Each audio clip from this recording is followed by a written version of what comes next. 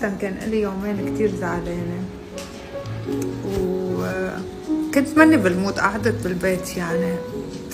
السبب هو بتتذكروا البنت اللي قبل كانت عندي تشتغل عند الأثيوبية بالبيت واللي مرضت وطلع لها ورم براسها وعملنا لها عملية وقتها وفلت عند أهلها أثيوبيا. إذا ما بتتذكروا فوتوا على فيديوهات اللي قبل. فالبنت من كم يوم توفت بأثيوبيا. طبعا هي صار لها مسافرة من عندي تقريبا በጣም ነው የምወድህ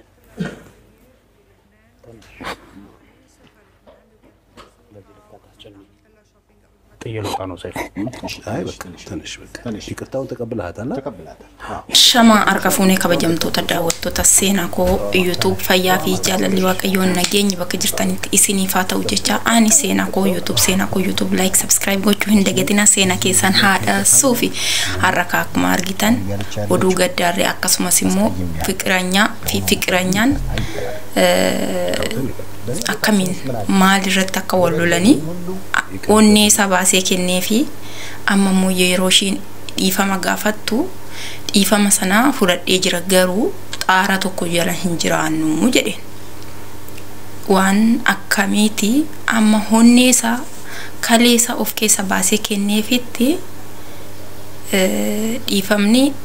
dhiifama godhee fi garuu mana tokko keessa jiraachuu hamma hin danda'amne sadarkaa akkasiirra wal ga'anii baay'ee tokko ulfaata. Nagaan kiyya siniifaa ta'u jecha obboloota koo qaaliif gaarii neetiin tuni Lubneen keessatti waggaa darbee natti fakkaate ji'oota 6 akkas lakkoofsifnee jirra. Waa'ee obboleetti keenya dhukkubsattee mana yaala geessitee wajjin makaraa hargitee gara biyya ishiitti geggeessitee amma immoo wanti ishiirra dhagaa jirru ani miidiyaa biraarra wanti dhaga'ee hin jiru garuu baay'ee tokko garaa nama nyaataa onnee nama cabsa. Dhugaashidha namni dhugaadha. Niitiin tun yeroo laalu bakka manfasiin shi manfasii eebba wayiiti beektoonna mucayyoo sana akkata shi wajjin xaartee wajjiniin mana yaala geessitee amma akka haati nama gurshitutti midhaan gurshitee ergammoo ishiin agaggamtee dhukkuba ishiirra gara biyyaatti ergite. Amma immoo wanti ishiin jechaa jirtu waan onnee namaa cabsu jechuudha. Egaa ka obboloota koo biyya ormaatti du'uurra biyya ormaatti lubbuun namaa baatee biyya ormaatti hafuurra biyya ofiitti galanii biyya abbaa ofii qammasuun waa gaariidha jechuudha. Duutiinuma jirti. Namni dhalataa hin guddataa hin du'aa otoo hin guddatin irra ijoollummaa isaatti ni du'a. Kanaafiyyuu duuni himattee namatti nuftu. Achitti duutaa asitti duutaa asumatti duutaa achitti deemtaa mana keessanitti duutaa mana namatti duuta namaan hin jettu duuti gaafa dhuftu jechuudha. Kanaafiyyuu obboleetti keenya waaqayyoon obboloota keenya nu biraa darban biyya ormaa keessattis ta'ee galanii biyya isaanittis nu biraa darbaniif waaqayyoon bakka jaalalaa bakka ofii jaalatu saanaa kaa'u egaa nurraa layya'amaniiru waan ta'eef hojjetanii akka keenyumatti hojjetee namni tokko biyya ormaa kan deemu hojjetee of gargaaree maatii isaa gargaaree nama ta'uudhaaf garuu erga hojjetee immoo tokko hojjetee erga bakka nagee nan gala jedhu lubbuusa yeroo darbitu argina. Tokko immoo suufii nu tabalaashufte tokko immoo bakka utuma boqonnaa sammuunsa boqonnaan argatin lubbuu fi foon saarri walirraa talayyamtee gaaka.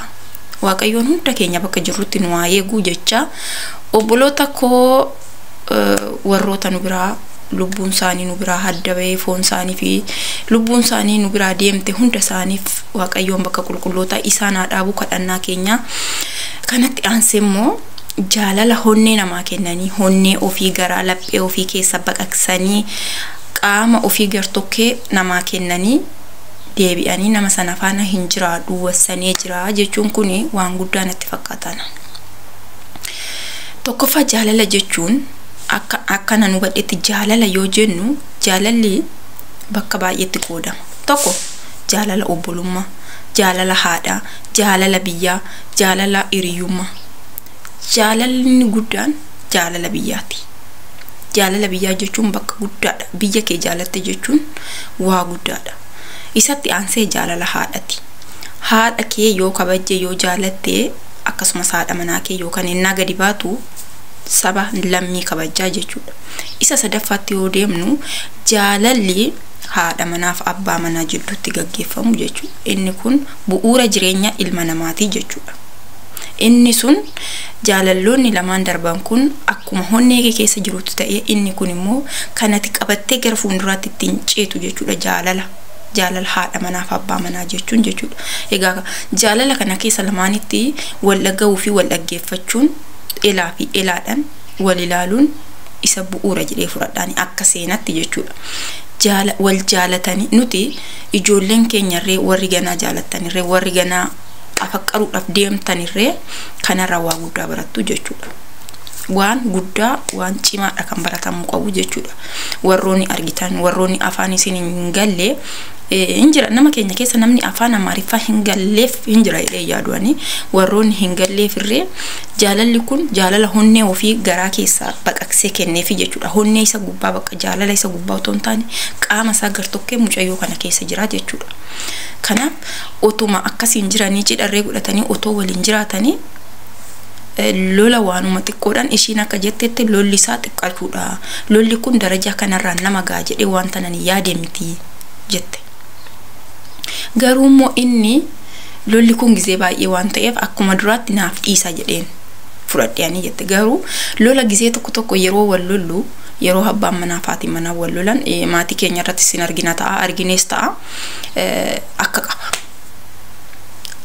akka qaba jechuudha. Maaliif namni kuni tokkoffaa irratti onnee kee baasee onnee isaa baasee garaasa gartokkee qaama isaa baqaqsee siif kenne akkuma jedhamutti iyyuu abbaan manaa fi haadha manaa gartokkee gara tokkoo fi gara tokkooti jedhama. Garuu kanarratti immoo kan cimu sirriitti ishiin hubachuu fi kan qabdu bakka namni kun maali?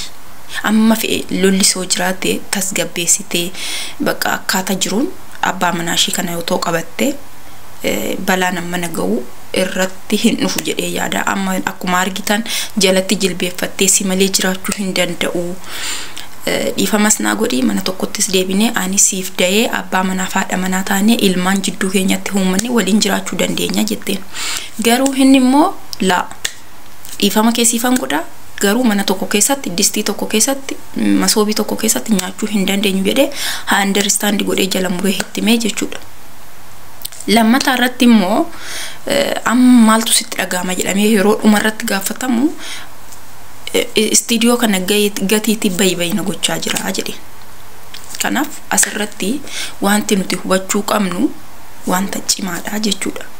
Amma ila namni tokko ammuma si jaalatu si jibba namni si jibbinaan rakkisaan namni waaqayyoon dhiifama si godha yoo si jibbe rabbiin inni nu uume dhiifa abbaa dhiifamaati. Namni garuu si jibbinaan honnee isaa keessa si baafnan si baasedha ati hin miidhamtaa jechuudha. Dubartoonni gizee baay'ee hin jarjartu. Dubartoonni gizee baay'ee waan ta'eef hin ariifanna beektu. Ussaaniidhaaf hin ariifannaa dhiifamaaf hin ariifannaa ariifatuudha qaamni keenya. Kanaaf obboloota koo qaalii fi qashtii obbolaa shamarranii asirratti gorsinan isin gorsu yeroo abbaa manaa fi haadha manaa taatanii waliin jiraattan wal dhaggeeffachuu wal dhaga'uun bira darbuun utuma inni siyaarsuu ati bira darbuun akka barumsa nuufaa ta'uu kanarraa waan guddaa barannaa. Egaa har'aa oduun lama isiniif fidee dhufee oduun tokko oduu gaddaati. Oduun inni kun immoo oduu waa irraa barannudha. Seenaa keessa like subscribe gochuu hin dagatinaa waan dhaggeeffataniif guddaa sagalatooma. Bakka nagaa naaf oolaa bakka nagaa naaf bulaa bakka jirtanitti nagaan jaalalli waaqayyoo cinaa keessan bukkee keessa fuuldura keessan haa ta'u jecha seenaa keessan haadhasuu fi like subscribe gochuu hin dagatinaa. Isinin jaaladhaa. Hoola bulaa diban. Bye bye.